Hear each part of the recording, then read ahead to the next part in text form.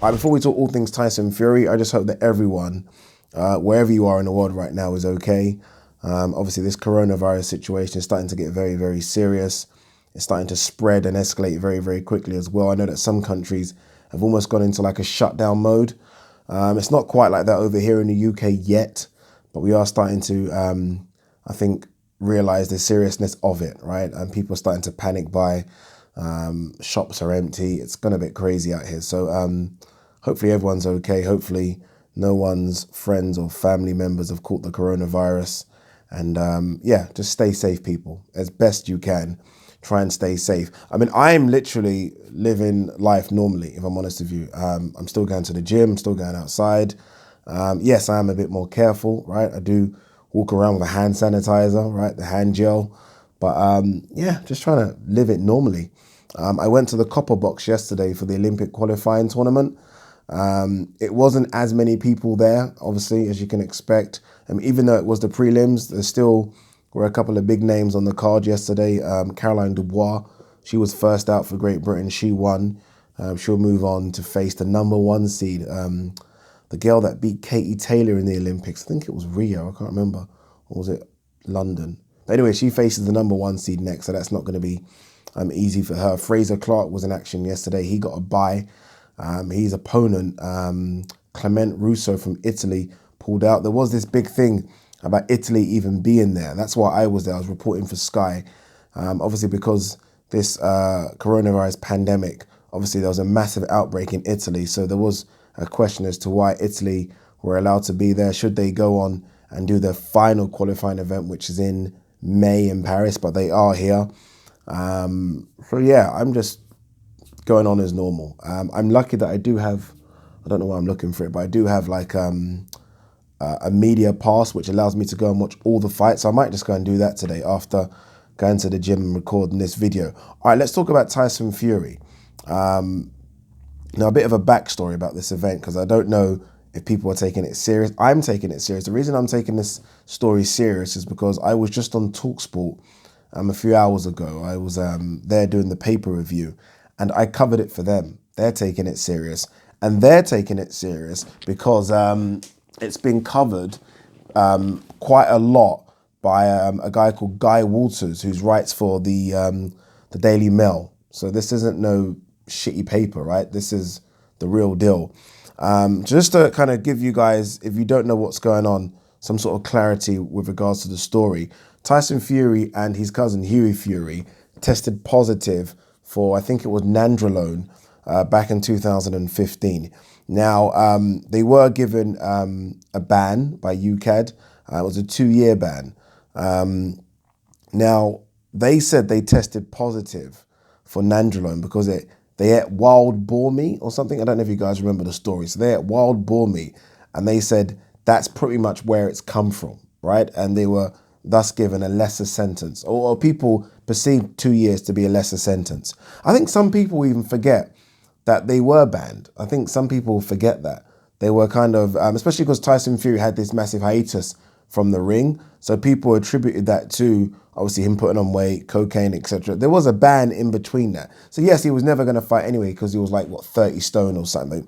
But there was a ban in between that. I do feel like we Brits like to almost forget when our fighters test positive for stuff. We like to, it's almost, I don't know, it's like we just sort of skim over it. When sort of an American or Mexican test positive, we fucking go crazy. So yeah, anyway, Tyson Fury and Hughie Fury failed drug tests for nandrolone, and they attributed it to this wild boar meat. At the time, I think I did a couple of videos about this. At the time, I was like, that's bullshit. If I'm honest with you, I was like, that's bullshit, right? We hear it with the Mexicans when they talk about the tainted meat. Canelo with Clenbuterol. A few other Mexicans have recently failed drug tests as well for Clenbuterol, and they again attributed it to this tainted meat. I'm just not having that. Bullshit, right? So yeah, it was kind of moved on. The farmer at the time, Martin Carefoot, he said he provided them with the wild boar meat. He signed to confirm that. It went to UKAD, hence why the sentence was, again, a lesser sentence. 2 years isn't less, but a lesser sentence. Now, what's happened is that this farmer has come out and basically said, I lied. And the reason I lied is because a member of Tyson Fury's team said they would pay me £25,000 to lie. And he said he hasn't got a penny from them. What do you guys make of that? The reason I'm split on it, I can't lie to you, who knows, right? But again, the Mail are running this story, and it's quite a big story. This was on the back pages. Now, again, there's not many stories to run because of the coronavirus, right? There's not much to talk about in terms of the world of sport.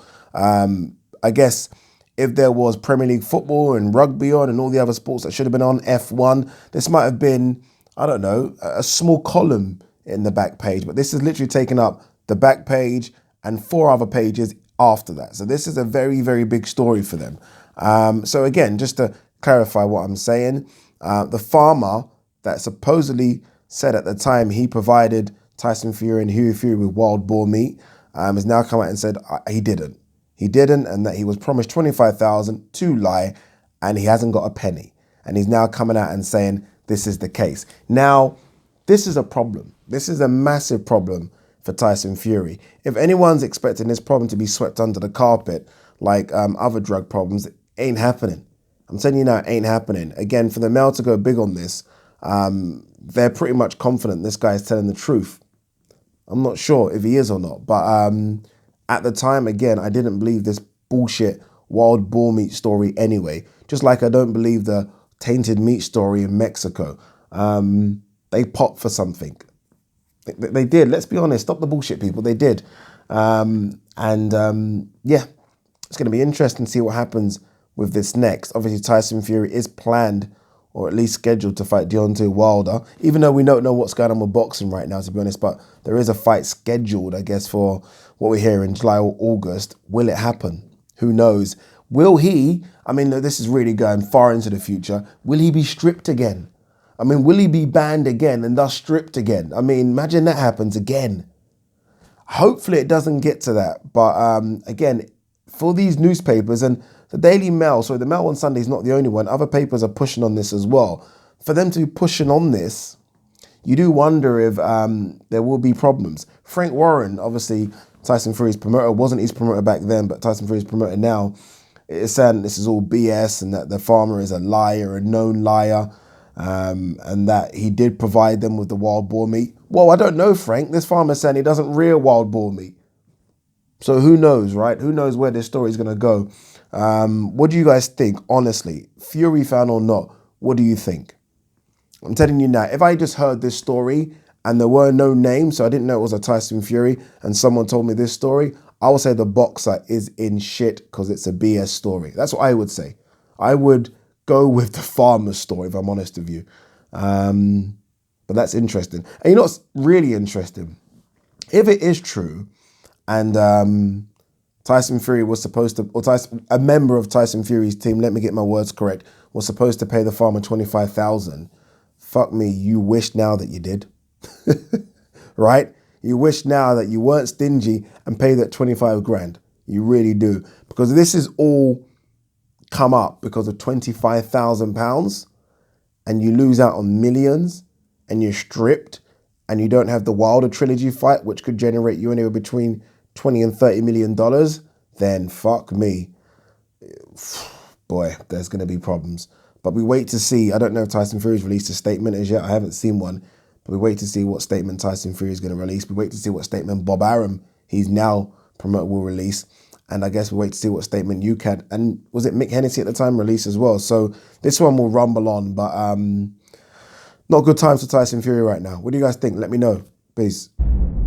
Guys, sorry, it's me again. I'm back. If you're new to the channel, don't forget to hit that subscribe button. Also, please like and share the videos. It really does help the channel a lot. And if you want to support the channel, I do have a Patreon account. The link is in the description. All right, I'm done. Peace.